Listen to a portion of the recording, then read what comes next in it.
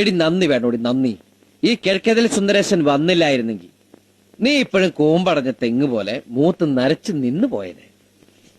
അന്ന് നിന്റെ അച്ഛൻ കൃഷ്ണൻ. ഓ ഇപ്പോഴും എന്റെ അച്ഛൻ കൃഷ്ണൻ തന്നെയാ. ആ കൃഷ്ണൻ, കാട്ടുവള്ളി കൃഷ്ണൻ നിന്റെ മുഖത്ത് നോക്കി പറഞ്ഞു നീ ചത്താലും മറക്കരുത്. എന്നോട് ആരും ഒന്നും പറഞ്ഞിട്ടില്ല. പറഞ്ഞു.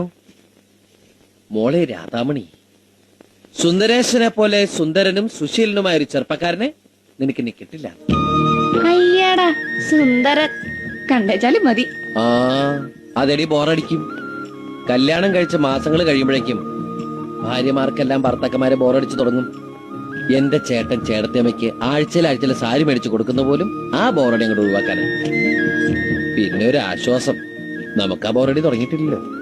ഇക്കണക്കിന് പോയാൽ എനിക്ക് പെട്ടെന്ന് ബോറടിക്കും. എങ്കിൽ എന്റെ ജീവിതം ഇതുപോലൊരു സാരി തുമ്പിൽ ഞാൻ അവസാനിപ്പിക്കും. വെറുതെ ഇരിക്കുമെന്ന് നീ ഓർത്തു.